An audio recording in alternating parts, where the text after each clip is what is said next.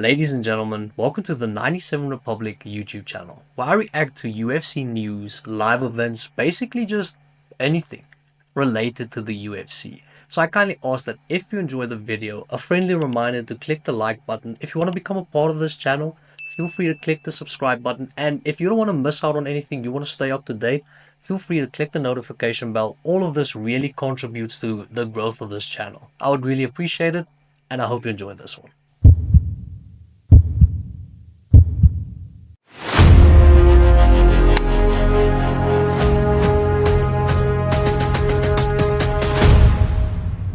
This weekend, UFC Fight Night, Josh Emmett versus Lerone Murphy feels like potentially could serve as the perfect appetizer for UFC 314. Due to the fact that UFC 314 we have a lot of featured featherweights, and you know the creme de la creme of the featherweight division right now, where obviously Volkanovski, obviously Diego Lopez, but then also Yair Rodriguez taking on the former king of Bellator himself in his highly anticipated debut within the UFC, Patricio Pitbull. Also have Bryce Mitchell, the guy renowned for saying some absurd stuff, versus Gene Silva, who fights like a meth addict who has herpes.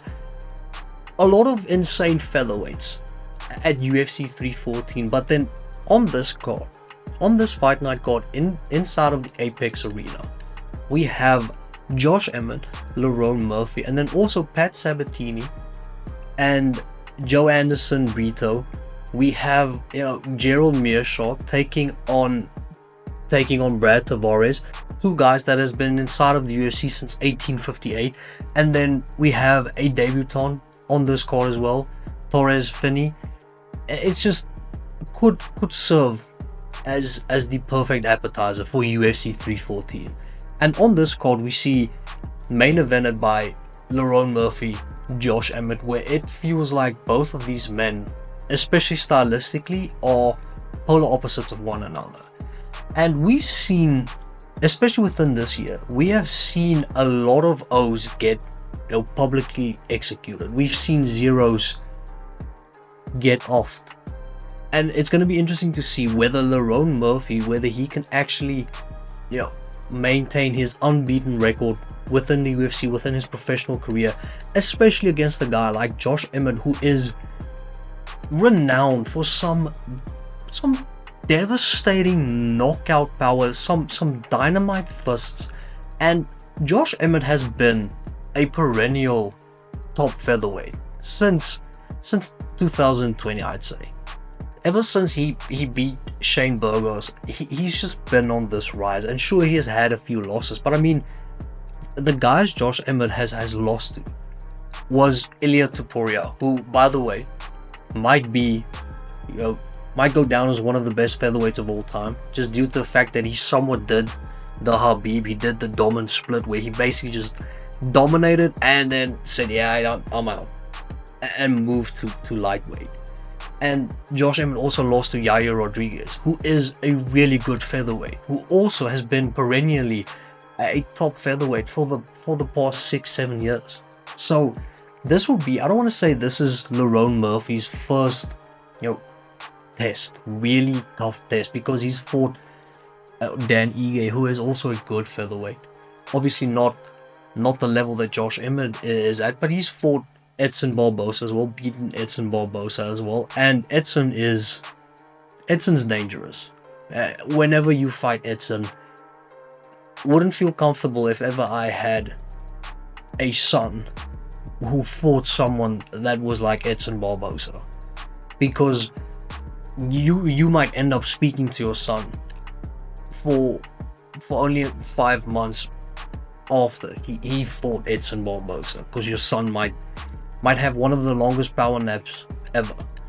And the same applies to Josh Emmett. Apart from, in recent memory, apart from Jeremy Stevens, I'd say Josh Emmett is probably now obviously along with Ilia Topuria, is one of the hardest hitting featherweights ever to walk on this planet. And the things that he's been able to do against the likes of Bryce Mitchell, even when he fought Shane Burgos, a lot of devastating knockouts that is synonymous with Josh Emmett. And it's going to be interesting to see how he matches up against Lerone Murphy, where Lerone Murphy has, let's be honest, he has made it look easy within the UFC thus far. When he fought Edson, he basically diverted to being a wrestler, where he dominated the fight by mixing up, taking down Edson Barbosa. The same applied when he fought Dan Ige. Just, he looks very comfortable within the octagon, and he makes it look easy. Now, he's not going to have a massive fan base due to the fact that he is explosively exciting to watch, but he'll have a massive fan base due to the fact that he is really good, and somewhat personifies the whole complete fighter narrative, where he is comfortable with striking, he is comfortable with wrestling, comfortable with grappling, just all around a really good fighter, where Josh Emmett is not that. Josh Emmett will go down as one of the most exciting featherweights to ever walk on this planet, one of the most devastating featherweights to ever walk on this planet, and Josh Emmett could lose 4 rounds against an individual and then send him to Mars to go speak to the rover and find out whether we have located water on that planet. He would send you to a realm yet discovered, and we've seen this. So whether Lerone will be able to beat Josh Emmett convincingly, I think the game plan would be a lot of wrestling, because it feels like if ever Josh is susceptible to something, it's wrestling. It wears him out, it makes him tired, and obviously takes away a lot of that explosive power in his shots. However, if you struggle to take him down and you tire yourself and you start becoming lackadaisical with regards to how you approach your striking, with regards to your entry, if ever you get lazy in that department with regards to head movement, safe to say you might hear a lullaby. You might end up taking your pillow inside of the octagon, taking a nap. So genuinely curious to see how this plays out, whether Lerone Murphy with how he stylistically matches up against Josh Emmett, the fact that he is overwhelmingly the more complete fighter, how good that translates, especially within a division where nobody he has fought, no one that he has fought has the power that Josh Emmett has. And I mean, Josh Emmett has fought the top guys within the division now, so he's used to that level, where don't know if Lerone Murphy is used to that level. We saw Lerone Murphy whenever he got dominated with regards to wrestling, when he fought Marquand Amirkhani, when he fought Gabriel Santos, he just diverted back to his striking. Whenever he felt like striking won't necessarily be enough, he diverted back to wrestling. When he fought, as previously mentioned, when he fought Edson Barbosa, when he fought Dan Ige. So it's going to be interesting to see how Lerone adapts to this fight, because obviously he's going to feel something, he's going to see something, he has his preparation.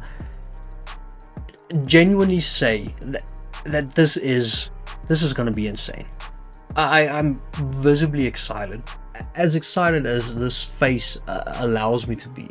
Some people say that I have the emotions of a mailbox, but genuinely looking forward to see how this plays out. Will Lerone Murphy retain his undefeated streak, his undefeated record? Don't know.